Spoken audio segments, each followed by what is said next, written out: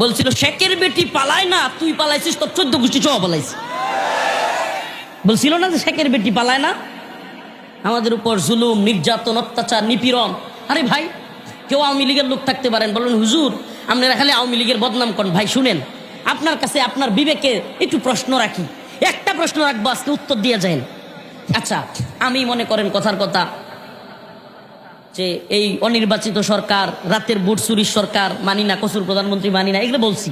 আচ্ছা ঠিক আছে, আপনাদের ভাষায় ধরে নিলাম আমি ভুল করছি, আপনাদের কথায় আপনাদের প্রধানমন্ত্রীকে এভাবে বলা উচিত হয় নাই, ধরে নিলাম যে আমার ঠিক আছে বক্তব্য ঠিক হয় নাই।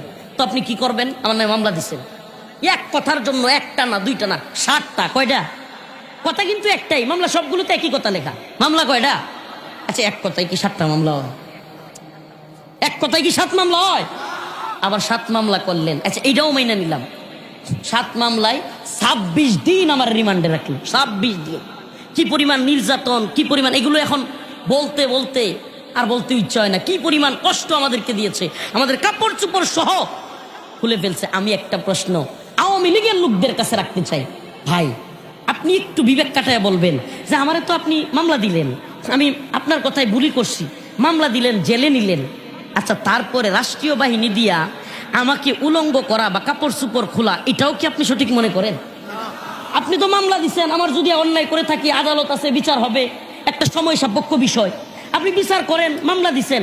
আচ্ছা, আমাকে রাষ্ট্রীয় বাহিনী দিয়ে আপনি উলঙ্গ করলেন, আল্লাহর কসম করে বলি আমাদের কাপড়গুলো টেনে খুলে ফেলা হয়েছিল। এই যে কাপড় টেনে খুলে ফেললেন, লুঙ্গি খুইলা হাফ প্যান্ট, শর্ট প্যান্ট পরাইলেন, প্যান্ট পরাইলেন, গেঞ্জি কিনে আনলেন, মানে আমাকে হাতে বিড়ি ধরাইয়া দিলেন, হাতে বিড়ি ধরাইয়া দিছে আমার, মানে এগুলো ছবি তুলতেছে এই রকম এতগুলো ক্যামেরা, তার চেয়েও বেশি ক্যামেরা হাতির জিলে নিয়া। তো এই যে একটা প্রশ্ন আপনাদের কাছে রাখি, আমরা যে দেখতে পারি না কেন? আলেমরা আমরা কি করেছিলাম?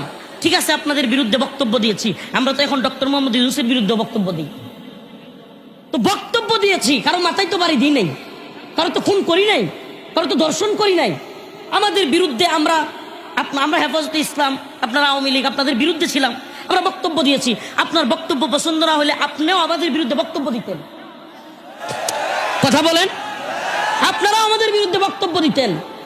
দিলেন মামলা, একটার জায়গায় 7টা, নিলেন জেলে, নিলেন রিমান্ডে, তারপরেও খায়েশাত মিটল না।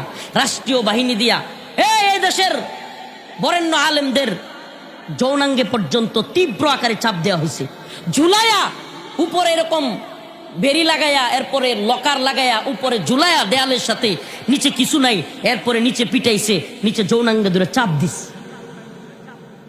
এই ধরনের কাজগুলো করার পরে আল্লাহর আরশে পর্যন্ত সয়, বলেন সয়? আপনার কি মনে হয়